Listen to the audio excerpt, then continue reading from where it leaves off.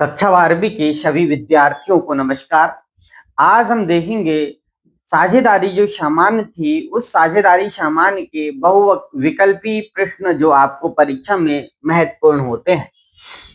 देखिए, सबसे पहले तो मैं आप लोगों से कहूंगा कि आप पहली बार हमारे चैनल पर आए तो चैनल को सब्सक्राइब करें और इस वीडियो को अपने दोस्तों तक पहुंचाएं यदि आपको पसंद आता है तो।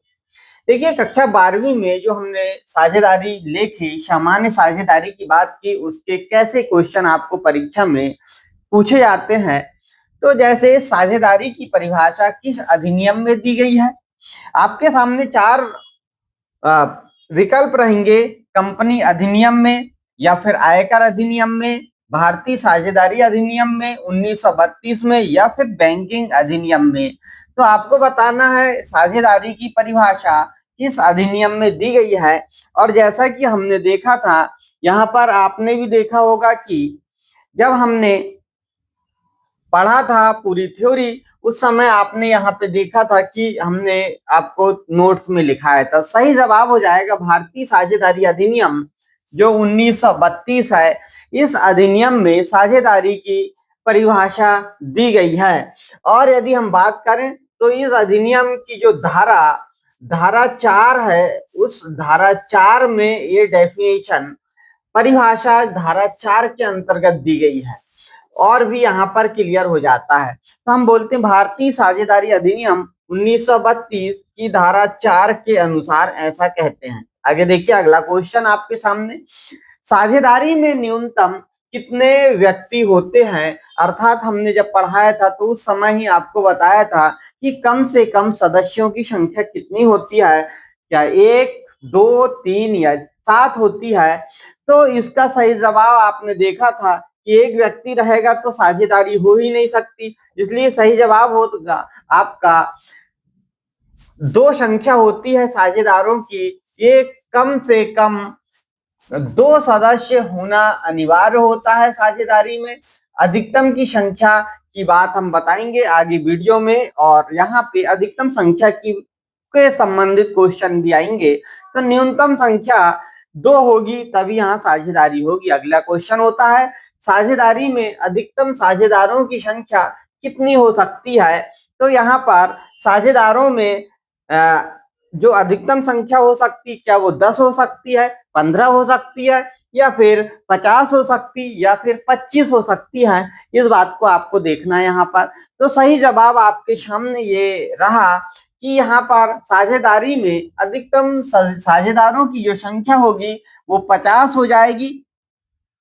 अब यहाँ पर आपको समझ में आना चाहिए कि जो साझेदारी है, यह साझेदारी अधिनियम में जो अधिकतम संख्या की बात की गई है, यह अधिकतम संख्या की बात कंपनी अधिनियम जो बना था, पहले था कंपनी अधिनियम 1956, और इस अधिनियम में अभी वर्तमान में जो लागू है वो अधिनियम 2013 है। उस 2013 के अनुसार यह सदस्य संख्या 50 है। जो पहले अधिनियम चलता था 1956, इस अधिनियम के अनुसार अधिकतम संख्या 20 थी। इसमें भी डिवाइड किया था, यदि सामान्य साझेदारी है तो वो सामान्य साझेदारी में 20 संख्या होती थी, और यदि कोई बैंकिंग व्यवसाय करने वाली साझेदारी संस्था है तो वहां अधिकतम संख्या 10 हुआ करती थी। कंपनी अधिनियम 2013 जब बना था तो यह संख्या भी यहाँ पर 100 रखी गई थी कि अधिकतम संख्या यहाँ पर साझेदारों की 100 होगी। किंतु यहाँ पर जब उसमें कुछ समस्याएं समझ में आई तो विद्वानों ने, जो एक्सपर्ट होते हैं, उन्होंने यह संख्या को कम करके 2014 में एक संशोधन किया, और इस संशोधन के अनुसार अधिकतम संख्या यहाँ पर 50 कर दी गई। तो हम साझेदारों की अधिकतम संख्या जो है वो 50 मानेंगे। यहाँ पर आगे देखते हैं अगला क्वेश्चन की, साझेदारी का व्यवसाय किस उद्देश्य से किया जाता है। सेवा के उद्देश्य, दान के उद्देश्य, लाभ के उद्देश्य, या प्रचार प्रसार के उद्देश्य से। तो जो साझेदारी व्यवसाय होता है, यह साझेदारी व्यवसाय का उद्देश्य जो होता है वो लाभ कमाना होता है।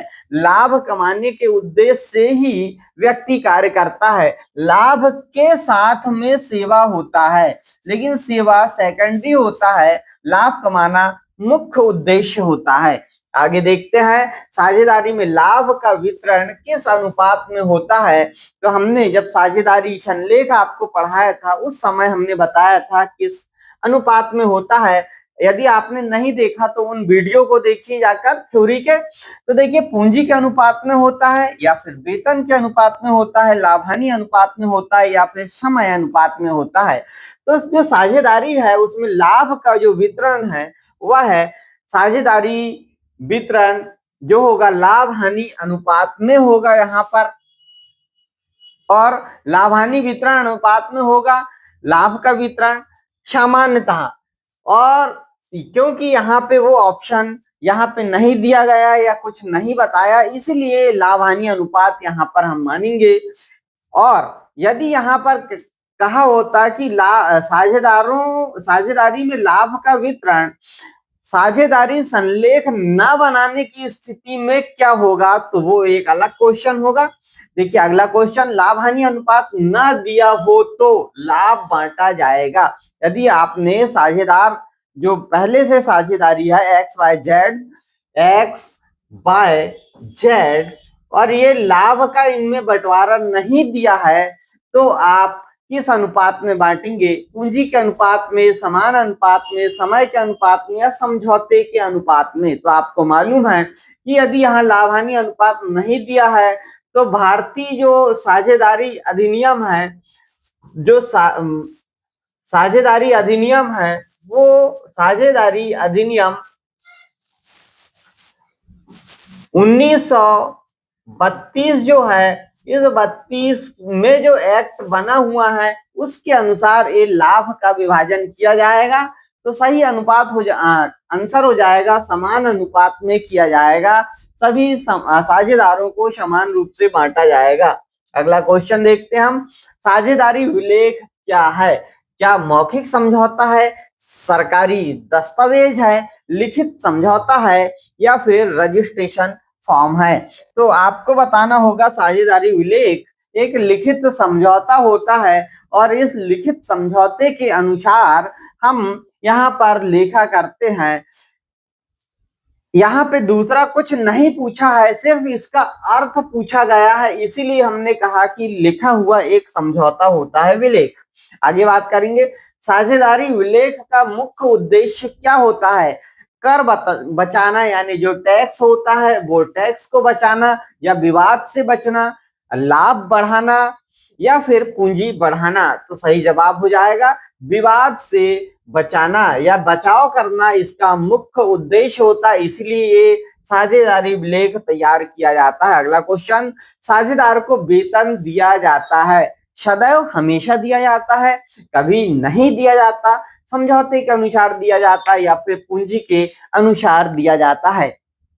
तो यहाँ पर देखिए आप साझेदारी में जो साझेदारों को वेतन दिया जाएगा वो जो समझौता होगा उसके अनुसार ही वेतन यहाँ पे दिया जाएगा। आगे, पूंजी पर ब्याज दिया जाता है, सदैव कभी नहीं दिया जाता, केवल समझौते के अनुसार दिया जाता है, केवल नगद पूंजी पर दिया जाता है। और सही जवाब हो जाएगा केवल समझौते के अनुसार ही दिया जाता है पूंजी पर ब्याज। आगे क्वेश्चन, आहरण का अर्थ क्या है? कक्षा 11वीं में ही पढ़ा है, सभी को पता है कि निवेश, निजी उपयोग हेतु निकासी, यानी निकासी का अर्थ निकाला जाना या उधार या वेतन। और सही जवाब आपके सामने हो जाएगा निजी उपयोग हेतु निकासी कहा जाता है। अगला क्वेश्चन, आहरण पर ब्याज लिया जाता है लाभ बढ़ाने हेतु, कर बचाने हेतु, फर्म की क्षतिपूर्ति हेतु या साझेदारों को दंड देने के लिए आहरण पर ब्याज क्यों लिया जाता है? तो देखिए यहाँ पर फर्म की क्षतिपूर्ति के लिए हम आहरण पर ब्याज लेते हैं साझेदारों से। अगला, लाभ हानि विनियोजन खाता बनाया जाता है लाभ ज्ञात करने के लिए, खर्च ज्ञात करने के लिए, लाभ के वितरण हेतु या पूंजी ज्ञात करने के लिए। तो सही जवाब हो जाएगा लाभ के वितरण हेतु। जब लाभ हानि खाता बनाते हैं तो उसमें हम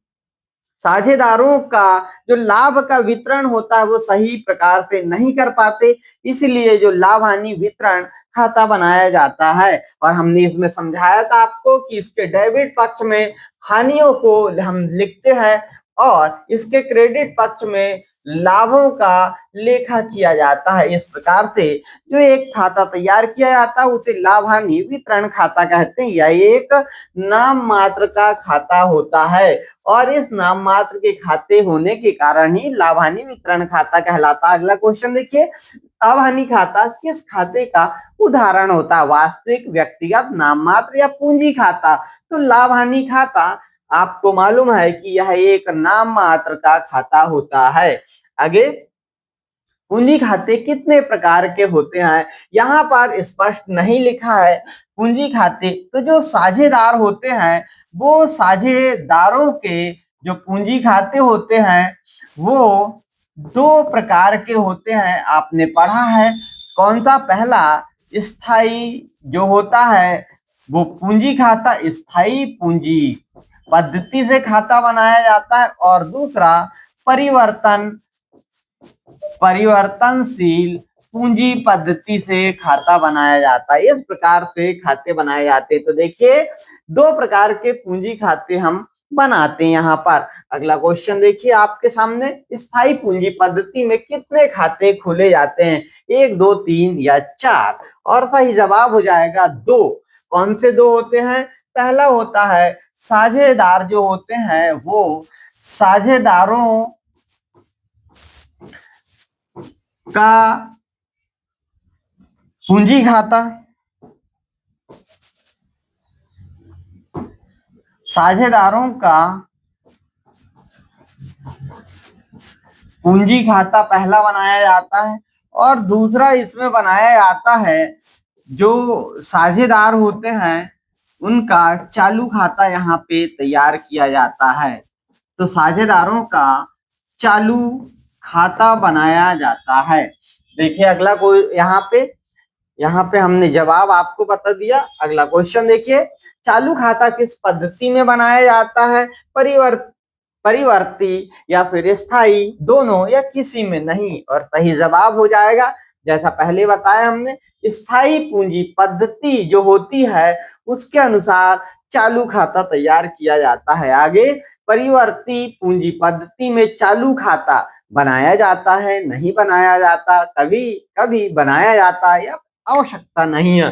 तो सही जवाब हो जाएगा नहीं बनाया जाता। यहाँ पर जो परिवर्तनशील पूंजी पद्धति है इसमें सिर्फ जो साझेदार होते हैं वो साझेदारों का पूंजी खाता जो है वो तैयार किया जाता है, और जो खाता तैयार किया जाता है उसमें साझेदारों की पूंजी इस प्रकार से लिखी जाती है, और वही हम ए बी और यहाँ पर क्रेडिट, यहाँ पर डेबिट, और यह विवरण के रूप में होता है। और इस विवरण के बाद में जब हम इसमें मदों को लिख देते हैं तो टोटल लगा देते हैं, और फिर बैलेंस किसी भी ओर आ सकता है। इस प्रकार से एक खाता हम साझेदारों का पूंजी खाता बनाते हैं परिवर्तनशील पूंजी पद्धति में। तो चालू खाता यहाँ नहीं बनाया जाता। बिल्कुल सही जवाब। आगे देखिए आप, अगला है साझेदारी विलेख न होने पर पूंजी पर ब्याज दिया जाता है, नहीं दिया जाता, 6% दिया जाता है या 10% दिया जाता है? थ्योरी में ये क्वेश्चन हमने आपको बहुत अच्छे से पढ़ाया है। देखिए यहाँ पर साझेदारी विलेख न होने पर नहीं दिया जाता है पूंजी पर ब्याज, क्योंकि यदि दिया जाना होता है तो आपको विलेख में लिखना होता है। आगे देखिए, साझेदारी विलेख न होने पर वेतन की बात की जाती है। तो यहाँ पर दिया जाता, नहीं दिया जाता, आधा दिया जाता या बोनस के रूप में दिया जाता? सही जवाब हो जाएगा नहीं दिया जाता है।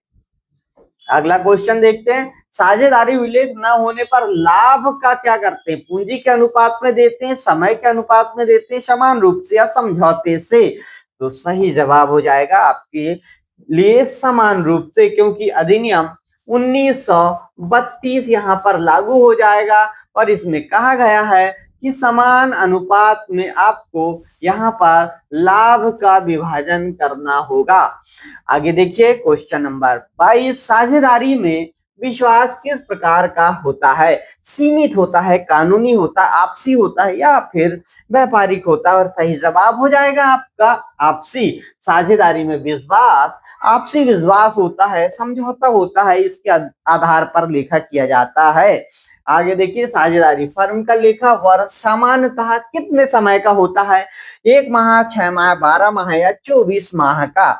और सही जवाब आपके सामने, ये 12 माह का जो लेखा वर्ष होता है। आगे देखते हैं हम कि साझेदारी में साझेदारों की देयता होती है, सीमित होती है, असीमित होती, शून्य होती या निश्चित होती है? और सही जवाब हो जाएगा असीमित होती है।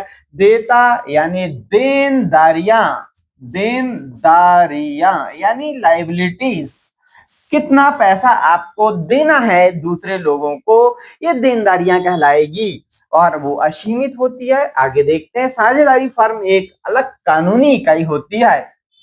हाँ, नहीं, कभी नहीं, नियम अनुसार होती है।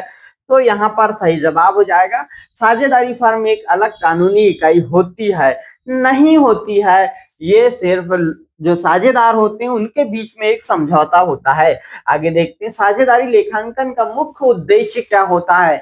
कर निर्धारण करना, टैक्स को बनाना या फिर लाभ का न्यायपूर्ण वितरण करना, प्रचार करना, नियंत्रण करना, क्या होता है? तो सही जवाब हो जाएगा लाभ का न्यायपूर्ण वितरण करना।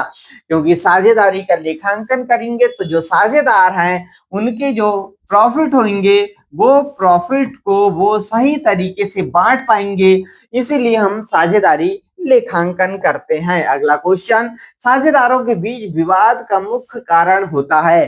पूंजी, समय, लाभ वितरण या स्थान होता है? तो सही जवाब हो जाएगा आपके सामने, लाभ का जो वितरण होता है वो इनके विवाद का मुख्य कारण बनता है, क्योंकि हर एक व्यक्ति लाभ कमाना चाहता है। आगे देखिए, साझेदारी विलेख को क्या कहा जाता है? डीड, एग्रीमेंट, पार्टनरशिप डीड या चार्टर कहते हैं? तो सही जवाब हो जाएगा पार्टनरशिप डीड कहा जाता है साझेदारी विलेख को। इसमें आप अपनी बातों को लिखिए और याद रखिए। आगे क्वेश्चन, साझेदारी फर्म का पंजीकरण अनिवार्य होता है, वैकल्पिक होता है, अवैध होता, आवश्यकता नहीं होती है?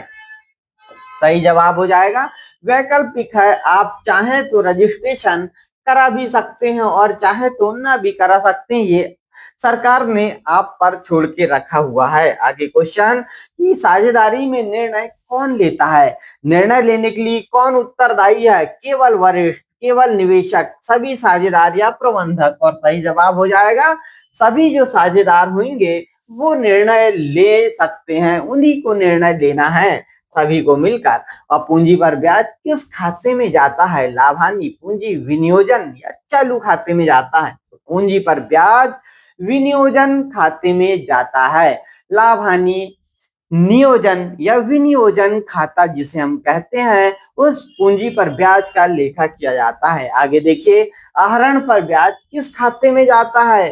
पूंजी, लाभ, विनियोजन या चालू? और यहाँ पे सही जवाब विनियोजन खाते में यह भी जाता है। आहरण पर ब्याज और क्रेडिट साइड में लिखा जाता है, जैसे हमने यहाँ पर खाता बनाया, लाभ हानि विनियोजन खाता, विनियोजन खाता। और देखिए, इस खाते में आपके डेबिट और क्रेडिट दो साइड होंगे और इसमें आप इस डेबिट साइड विवरण लिखकर अमाउंट लिख देते हैं और यहाँ पर पूंजी पर ब्याज दर्शाया जाता है, पूंजी पर ब्याज।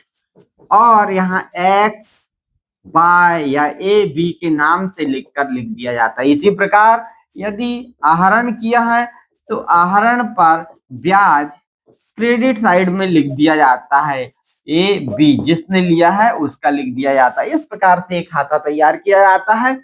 तो ये ब्याज किस खाते में लिखा जाता है? लाभ हानि विनियोजन खाते में लिखा जाता है। आगे देखिए, लाभ हानि विनियोजन खाता किसका विस्तार है? व्यापार खाते का, पूंजी खाते का, लाभ हानि खाते का या फिर चालू खाते का? आपको समझना होगा।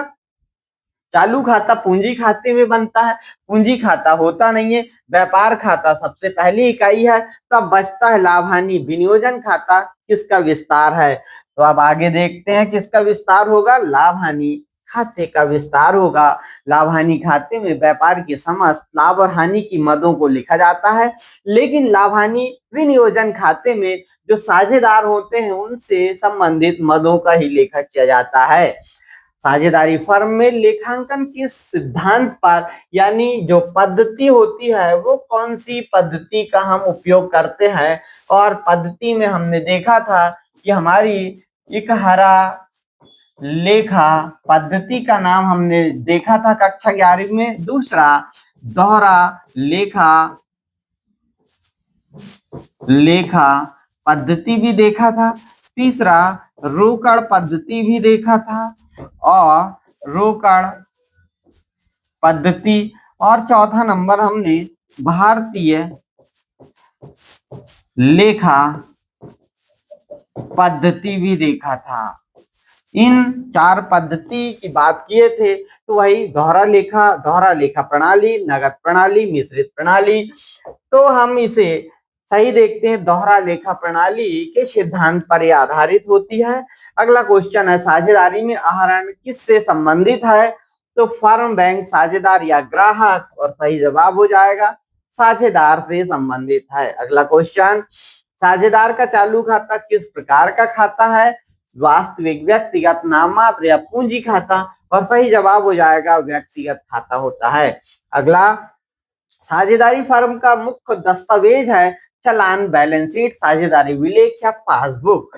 तो साझेदारी फर्म का मुख्य दस्तावेज जो होता है साझेदारी विलेख होता है, और इस विलेख के अनुसार ही आपको पूरे लेन देन करने होते हैं और आपस में बांटने होते हैं। अगला क्वेश्चन, साझेदारों में लाभ का वितरण किस खाते में से किया जाता है, व्यापार, लाभ हानि, विनियोजन खाता, पूंजी खाता, और सही जवाब हो जाएगा साझेदारी में लाभ का वितरण हम लाभ हानि विनियोजन जो खाता बनाते हैं उस खाते में हम लाभ का वितरण करते हैं। आगे, साझेदारी में आहरण पर ब्याज आय है, व्यय है, लाभ में जोड़ा जाता है, हानि है, और सही जवाब, साझेदारी में आहरण पर जो ब्याज होता है वो लाभ में जोड़ा जाता है, इसीलिए तो आपको हमने बताया था कि ये क्रेडिट साइड में लिखा जाता है और डेबिट साइड में पूंजी पर ब्याज लिखा जाता है। तो यहाँ पे लिखा जाता है, इसलिए क्रेडिट जो होता है वो लाभ साइड होता है। अगला देखिए, यहाँ पर साझेदारों को वेतन देने का उद्देश्य क्या है, लाभ बढ़ाना, अधिक कार्य के लिए प्रोत्साहन, कर बचाना, या फिर विवाद। तो सही जवाब हो जाएगा अधिक कार्य के लिए प्रोत्साहन। अगला क्वेश्चन आपके सामने, साझेदारी में लेखा किसके लिए रखा जाता है, सरकार, बैंक, साझेदारों के लिए, ग्राहक के लिए, और सही जवाब हो जाएगा साझेदारों के लिए। ये साझेदारी में लेखा रखे जाते हैं। साझेदारी में लाभ हानि खाता किस वर्ग के लिए बनाया जाता है, मासिक, त्रैमासिक, वार्षिक या दैनिक। तो सही जवाब हो जाएगा यहाँ पर वार्षिक रूप में यहाँ पे रखे जाते हैं। अगला, साझेदारी में पूंजी खाते का शेष डेबिट होता है, आमतौर पर क्रेडिट, शून्य या परिवर्तनीय होता है, और सही जवाब हो जाएगा आमतौर पर क्रेडिट होता है पूंजी खाते का शेष। अगला क्वेश्चन, साझेदारी फर्म का स्वामित्व होता है सरकार का, प्रबंधक का, साझेदारों का, जनता का, और सही जवाब हो जाएगा साझेदारों का यहाँ पे स्वामित्व होता है। अगला क्वेश्चन, साझेदारी में लेखांकन की आवश्यकता क्यों है, कानूनी कारण से, कर के कारण यानी टैक्स के कारण, लाभ का सही वितरण, या फिर प्रचार के लिए, और सही जवाब हो जाएगा लाभ का सही वितरण के लिए लेखांकन की आवश्यकता होती है। अगला क्वेश्चन, साझेदारी में साझेदार का अधिकार है लाभ लेना, लेखा देखने का, प्रबंध में भाग लेने का, उपरोक्त सभी, और सही जवाब हो जाएगा उपरोक्त सभी। लाभ के लिए भी वो साझेदारी में आता है, लेन देन देख सकता है, प्रबंध में भाग लेना अनिवार्य अधिनियम में लिखा है। आगे क्वेश्चन, साझेदारी में देयता होती है सीमित, असीमित, शून्य, निश्चित, और सही जवाब हो जाएगा असीमित होती है। जो देयता होती वो असीमित होती है, निजी संपत्ति से भी हानि होने पर उसकी भरपाई करनी होती है। अगला क्वेश्चन, साझेदारी फर्म का अंत कब होता है, लाभ होने पर, विघटन पर, विस्तार पर, या फिर लेखा। तो यहाँ पर विघटन यानी जो समापन होता है उस समापन होने पर यहाँ पर साझेदारी फर्म का अंत हो जाता है। अगला क्वेश्चन, साझेदारी का आशय है पूंजी, आपसी विश्वास, लाभ, कानून। और सही जवाब हो जाएगा आपसी विश्वास। जो होता है उसी को हम साझेदारी का आधार मानते हैं, समझौता है, ठहराव है। और आखिरी क्वेश्चन आपके लिए, साझेदारी लेखे किस विषय का भाग है? अर्थशास्त्र का, गणित का, लेखा शास्त्र का, वाणिज्य कानून का। और सही जवाब हो जाएगा लेखा शास्त्र का भाग है साझेदारी लेखे। इस प्रकार आज हमने यूनिट चैप्टर फर्स्ट जो साझेदारी सामान्य है उसके महत्वपूर्ण 50 क्वेश्चन हल किए। यदि आपको वीडियो पसंद आता है तो अपने दोस्तों को शेयर करना ना भूले। आज के लिए इतना ही, नमस्कार।